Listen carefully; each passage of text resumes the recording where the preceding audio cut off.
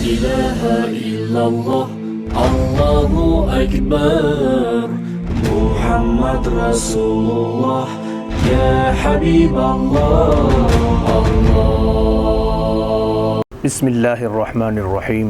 सूरह बकरा की आयत नंबर 21 की तफसीर लेकर आपकी खिदमत में हाजिर हैं। अल्लाह ताला का इरशाद मुबारक है, या अय्युहन्नासु उअ्बुदू रब्बकुमुल्लज़ी खलक़कुम वल्लज़ीन मिन क़ब्लिकुम लअल्लकुम तत्तक़ून। या अय्युहन्नासु, ए लोगो, उअ्बुदू रब्बकुम, तुम अपने रब की इबादत करो, अल्लज़ी खलक़कुम, जिसने तुम्हें पैदा किया, वल्लज़ीन मिन क़ब्लिकुम, और तुमसे पहले लोगों को भी पैदा किया, लअल्लकुम तत्तक़ून, इस उम्मीद पर कि तुम परहेज़गार बन जाओ। इस आया मुबारका में चंद कलिमात काबिल गौर हैं। इब्तदाअन इरशाद फरमाया, या अय्युहन्नासु, ए लोगो। ये किन को खिताब है? ये खिताब सारे इंसानों को है, अलबत्ता ख़ास तौर पर यहाँ अरब के मुशरिकीन को खिताब है। अल्लाह ताला ने इरशाद फरमाया, या अय्युहन्नास, ए लोगो। लफ्ज़ या और अय्युहा करीब के लिए अमूमी तौर पर इस्तेमाल होते हैं, लेकिन कभी कभी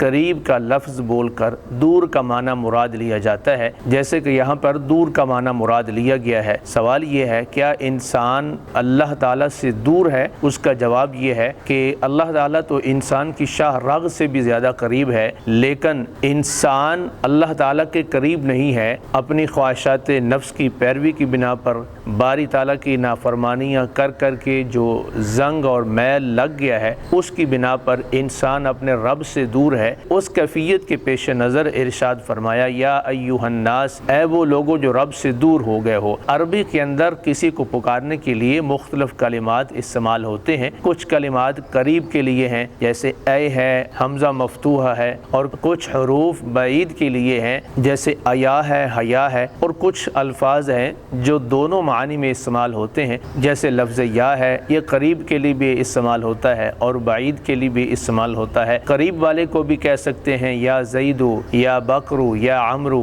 किसी का नाम लेकर लफ्ज़ या इस्तेमाल कर सकते हैं, और कोई दूर है तो उसके लिए भी इस्तेमाल कर सकते हैं, और मोहब्बत की बिना पर दूर वाले के लिए भी लफ्ज़ या इस्तेमाल किया जाता है। अगले जुमले में इरशाद फरमाया, उअ्बुदू रब्बकुम, तुम अपने रब की इबादत करो जिसने तुम्हें पैदा किया है। ये मुशरिकीन अरब तो अल्लाह रब्बुल आलमीन को वहदहू ला शरीक नहीं मानते थे, फिर कुरान पाक ने ये क्यों फरमाया, अल्लज़ी खलक़कुम वल्लज़ीन मिन क़ब्लिकुम, जिसने तुम्हें और तुम्हारे बड़ों को, तुम्हारे आबाओ अजदाद को, तुम्हारे से गुजरे हुए पहले लोगों को पैदा किया है। कि अल्लाह रब्बुल आलमीन ने लोगों को खिताब करने के बाद अपनी इबादत की जो दलील है, अपनी सिफत तख्लीक को बयान फरमाया, अल्लज़ी खलक़कुम, जिसने तुम्हें पैदा किया, वल्लज़ीन मिन क़ब्लिकुम, और उन लोगों को पैदा किया जो तुमसे पहले थे। तो अल्लाह रब्बुल आलमीन ने अपनी सिफत तख्लीक को अपनी बंदगी पर दलील क्यों बनाया है? उसका जवाब ये है,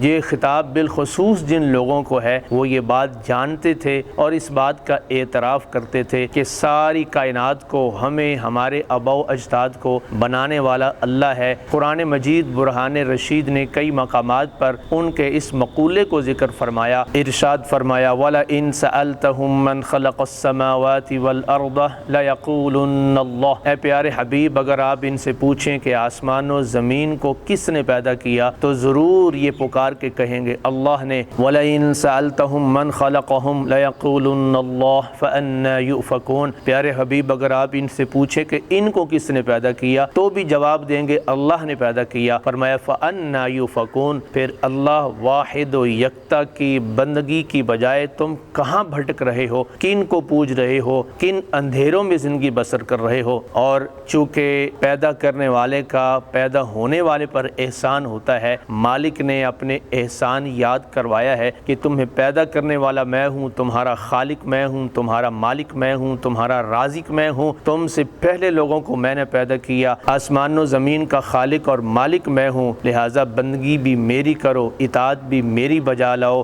مشرکین کو خاص طور پر یہ پیغام دیا گیا کہ جب تم اس بات کا اعتراف کرتے ہو اور اقرار کرتے ہو کہ ہمارا خالق اور مالک اللہ ہے، تو پھر اللہ کو چھوڑ کر بتوں کی پوجا کیوں کرتے ہو؟ فرمایا اعبدوا ربکم، اس رب کی عبادت کرو، الذی خلقکم والذین من قبلکم، جس نے تمہیں اور تم سے پہلے لوگوں کو پیدا فرمایا ہے۔ سوال ذہن کے اندر آتا ہے کہ جب یہ بات کہہ دی کہ تمہیں پیدا کیا، اس کے بعد دوسرا جملہ والذین من قبلکم، اور ان لوگوں کو پیدا کیا جو تم سے پہلے تھے، اس بات کو ذکر کرنے کی کیا حکمت ہے؟ اس کی وجہ یہ ہے کہ مشرکین عرب نے جتنے بھی بت بنائے ہوئے تھے وہ اپنے صالحین اور بڑوں کی شکل پہ بنائے ہوئے تھے، ان کی یاد میں بنائے ہوئے تھے۔ ان کا نظریہ اور عقیدہ تھا کہ نیک اور صالحین کا اللہ کے حضور جو مرتبہ و مقام ہے، ہم ان کی مورتیاں بنا لیتے ہیں اور ان کو پوجتے ہیں، تو ہم ان کو اس وجہ سے پوجیں گے کہ یہ اللہ کے ہمیں قریب کر دیں گے، جیسا کہ قرآن مجید نے ایک مقام پر مشرکین کے اس نظریے کو بیان فرمایا، ما نعبدهم الا لیقربونا الی اللہ زلفا، کہ ہم تو بتوں کی پوجا صرف اس لیے کرتے ہیں کیونکہ یہ ہمیں اللہ کے قریب کرتے ہیں۔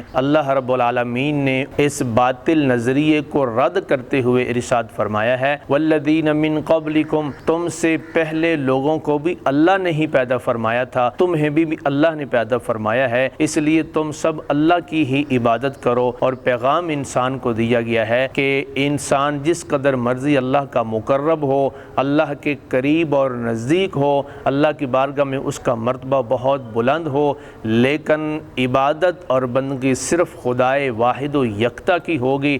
یہ اللہ رب العالمین نے اس جملے سے ہمیں پیغام دے دیا، والذین من قبلکم، تم سے پہلے لوگوں کو بھی جس نے پیدا کیا ہے اسی کی تم عبادت اور بندگی بجا لاؤ۔ اس آیت مبارکہ کا آخری جملہ ہے لعلکم تتقون، اس امید پر کہ تم پرہیزگار بن سکو۔ سوال یہ ہے کہ اللہ رب العالمین کے ہاں تو یقین ہے، وہ علی کل شیء قدیر ہے، تو پھر لفظ لعل استعمال کرنے کی کیا حکمت ہے کہ یوں بھی تو کہا جا سکتا تھا کہ تم یقیناً پرہیزگار بن جاؤ گے، لیکن فرمایا لعلکم تتقون، اس امید پر کہ تم پرہیزگار بن سکو۔